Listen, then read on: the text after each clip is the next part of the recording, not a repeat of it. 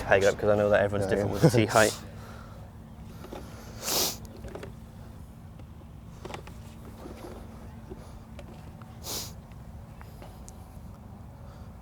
Okay, same target.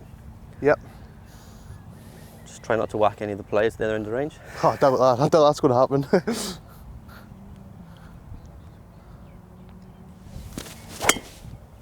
That's very high, I wasn't off the face. That's fine. Thank you. Couple more feet. Just let me know when you think, yeah, Yep. that's the one, I've nailed that.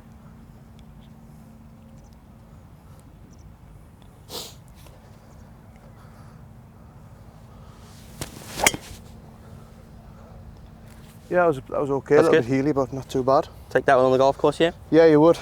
Okay. Is that a normal flight for you? Is it Yeah. Slight cut? Yeah. Cool. Okay. Couple more for me.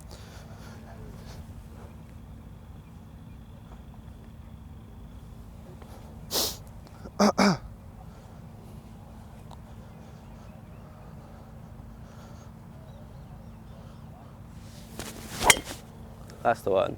Yeah. That's the one right there. No, that's a lot lower ball flight again for me compared to what I hit back home. Yeah. So I mean, you saw yesterday, obviously, when you were on the flight and field stations. Hopefully, you saw the separation between the two golf balls. The X now higher. Well, always has been a higher flight. Pro V1 a lot more penetrating. Yeah. But that last one there, that one is the one that I'm kind of really interested in, because that was the one I think that you brought everything back, and that was a good shot. But it was interesting. The first thing, your first reaction there was that's lower. Yeah. Than usual. So at the minute we're kind of looking just to see, is that too low for you? And also trying to take into account, that 50-yard shot, that 7-iron shot, the putting, the feel, your preference over the feel. Do you like it to feel a bit softer? Would you like a golf ball that isn't so soft? All these things we need to kind of take into account when giving you the recommendation. Go try this golf ball first on the golf course, and then if you can, side by side, just test them. Yeah. But I mean, first reaction to that shot there that we've hit real nice. Yeah, really good. Yeah. That the kind of window that you're looking for? That's kind of what I'm looking for. Yeah, I don't want it much higher than that. It's for me personally. No, that's fine. So, like the design of the ball, obviously the ball's designed for total performance, and it's a bit like the ball fitting, like that, isn't it? So, like I said, we want this golf ball to go. Like I said, we want a cake and eat it. We want it to go miles off the tee with the flight that you want. Yeah. We want it to go miles with the long irons, but stop. We want to have control with everything. We want to be able to, to get this golf ball to feel great on the green. We want it to be able to have confidence that you can hit that one stop and hop shot, if that makes sense. One bounce and hop. We want you to be able to flight it in the way that you want to. So all these things is what we want to be able to do it. And there's a lot of things that people want in a golf ball, especially the tall guys. They want to be able to do everything with it. Yeah. And I think that's kind of what we've got here, is that you can have supreme confidence that wherever you want in the golf ball, at any point of it, we can pretty much deliver it now. I mean, we can have it a little bit higher, we can have it a little bit lower. Yeah. If you need a little bit more spin in, say the irons, we've got like a different option for you in the golf ball. But we can pretty much pinpoint now exactly, what your needs are, and then go from there.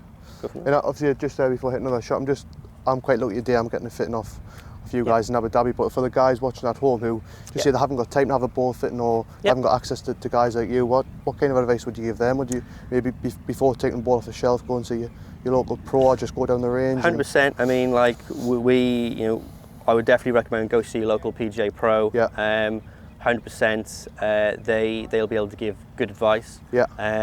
Go to the website, go to our website, there's some good advice on there. There's actually an app they can download, it's Titleist app on the App Store, where it's they don't get launch data, but there is it's like a few Q&As, and they can give like a recommendation as to what kind of ball they should be using as well. Right. So there's a lot of different kind of channels that they can use. Team Titleist obviously is a really good one as well. Our kind of blogging site through our website, they can join that for free, and guys like myself kind of regularly kind of monitor it just to see, if there's anyone asking golf ball related questions. For my part, we kind of trying to get answer as many kind of Q&As as we can. But social media is a good one as well. You'd be surprised how many people monitor the Twitter feeds and the Facebook feeds and all that. But there's a lot of avenues to kind of go down. But the best one is always, if you can speak to someone face to face who knows what they're doing, We've got a few brand ambassadors, PJ Pros, try and dot them around the country. They're great out, obviously, ambassadors for us, but yeah, any PJ Pro, you'll be able to kind of help separate the golf balls, definitely.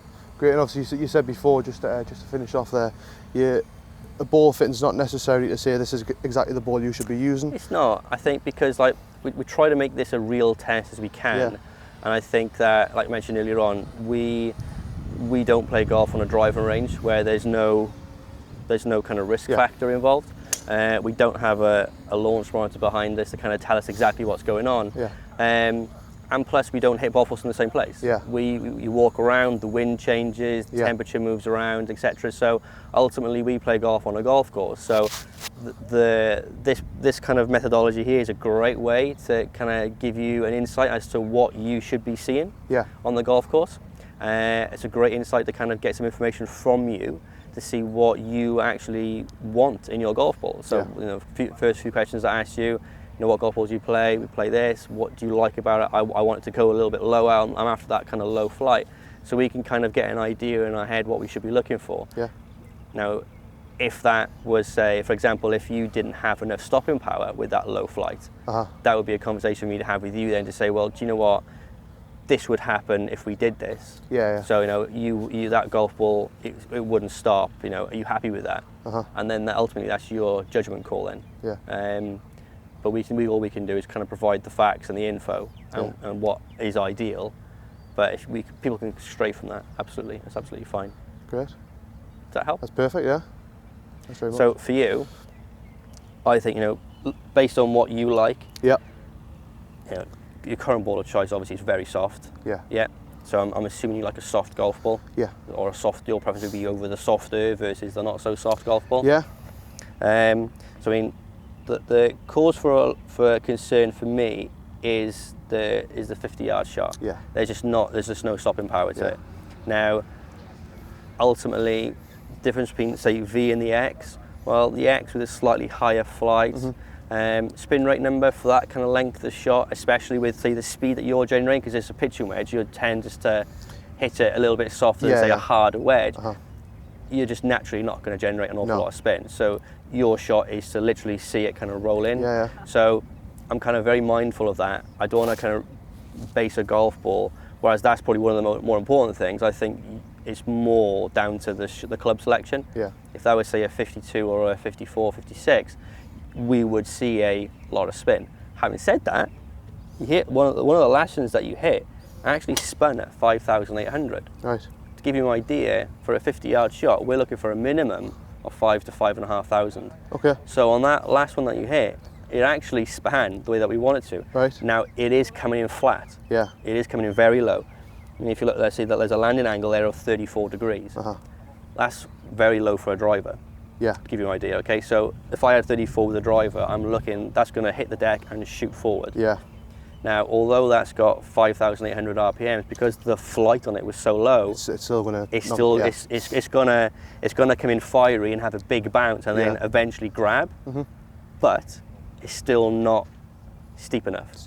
So I don't think an X would change that for you. It would rise it, but nowhere near what we want. I mean, I'd be looking again for like 45 to 50 for this kind of shot here. Okay, so at the minute it's a little bit too shallow. 7-iron, no. I think the 7-iron was great. So we had some really good numbers here with the 7-iron. Main focus for me is looking at, say, spin rate and landing angles. Both of those were very good, fitted in my window. They look kind of, hopefully they look kind of what you wanted to see as well. When you kind of look up, you want to see it in a certain kind of window in the distance, which is great.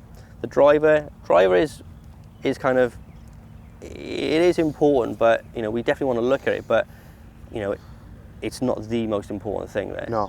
For me, the key things that I look at here is going to be this 50-yard shot on the 7-iron. I need that golf ball to perform for both of those. I think if we had 52, 54 or something like that, that golf ball would work hands down. It worked with the wedge. Well, it spans just enough with the wedge, but I think with the extra loft, it would generate the height it needs to get to stop. But the driver, again, you hit a couple of real nice drives with it, and as I mentioned there, landing angles and spins, etc.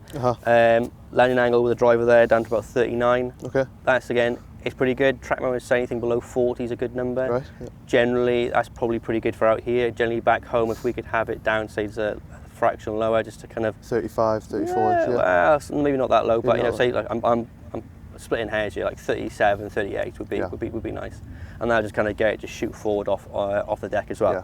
But I mean, your preference at the minute, definitely that flat or lower ball flight, soft golf ball. Pro V1 would be my recommended ball first, and then the X as an alternate. So when you're playing this afternoon, definitely try out the Pro V1 for a number of shots over, and then try out the X. You know, if you can, ideally side by side, but if not, certainly like what I did with the guys last time we played with a few of the comp winners was that they played 3 holes with Pro V, which was their recommended ball. They played 3 holes with X, and they played the last 3 holes with whichever one they liked, and then they went. So that might be good ideas like for the front 9 today.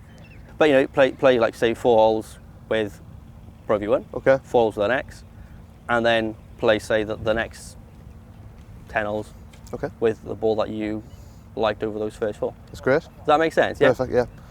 All right, guys. So just been through about a 20-minute ball fitting there with Anthony, who's the golf ball specialist at Titleist. Really interesting, actually. I was quite surprised at how it worked. Started off with a few 50-yard shots, which for me is a pitching wedge. Not so confident with a higher lofted wedge, so I thought I'd just keep it a bit low and try and, you know, just nip it in there. Getting some good spin numbers on that. Not too high, obviously, because of the fact it's a pitching wedge. Started with the Pro V1 and actually stayed with the Pro V1 the whole way through the test. They're saying that it's best not to change between balls because you can see the characteristics of one and just keep that going through the bag. So next set a few shots with me 7-iron. Generally back home when I'm hitting with the balls I use at the moment, it's quite a high launch and really sometimes struggle to stop the ball. If I hit it well out the middle, it'll stop. But what I was noticing out on the range while getting fitted was the Pro V1 was launching maybe not as high, but it was stopping a bit quicker for us. I don't know if that was with the spin, but obviously you'll see the numbers beforehand.